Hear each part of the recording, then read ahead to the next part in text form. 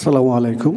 আজকের এই অনুষ্ঠানের সম্মানিত প্রধান অতিথি মির্জা ফখরুল ইসলাম আলমগীর স্যার, অন্যান্য অতিথিবৃন্দ, বিচারকবৃন্দ, আগে যাদের বিতর্ক আমরা শুনলাম সেই অতিথিবৃন্দ এবং ডিসিডিএস এবং টিবিডির সদস্যবৃন্দ, মিডিয়ার সদস্যবৃন্দ, সকলকে আসসালামু আলাইকুম।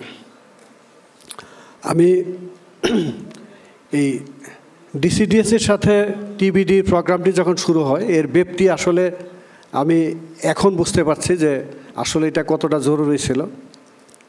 তো একটা বিষয় আমি এখানে বলবো যে আমাদের সাম্প্রতিক যেই সমস্যা মব জাস্টিস, এটাকে যদি আমরা ডিবেট জাস্টিসে রূপান্তর করতে পারি তাহলে মনে হয় আমাদের এই সমস্যা থেকে আমরা বেরিয়ে আসতে পারবো। কারণ আসলে যুক্তি নির্ভর সমাজ বিনির্মাণে আমাদের এই ডিবেট অত্যন্ত কার্যকর ভূমিকা পালন করবে। এটি আমাদের বক্তা যারা প্রত্যেকেই বলে গেছেন যে কর্মক্ষেত্রে এই ডিবেটের প্রতিফলনটা কত বেশি কার্যকর ভূমিকা পালন করতে পারে সেটি যুক্তি দিয়ে দেখিয়েছেন। আমিও তাদের সাথে একমত হয়ে এই বিশ্বাস স্থাপন করি যে আসলেই আমাদের সকল ক্ষেত্রেই এই ডিবেট বা যুক্তি তর্ক এটি খুবই প্রয়োজন। সেটি যেন এমন না হয় যে, আমি ছোট্ট একটি উদাহরণের কথা বলছি। ঢাকা শহরে পাবলিক বাসে এই কন্ডাক্টরের সাথে যাত্রীর যে বাদানুবাদ হয়, থার্ড পার্টি একজন এসে বলল যে আপনি কেন এক আঙ্গুল তুলে কথা বললেন।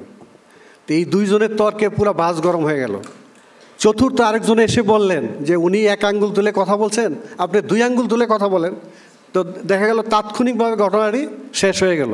অর্থাৎ এখানে এই যে যুক্তি এক আঙ্গুলের পরিবর্তে দুই আঙ্গুল, এটি কিন্তু খুব সামান্য একটা উদাহরণ, তাতে পুরো বাস ঠান্ডা হয়ে গেল।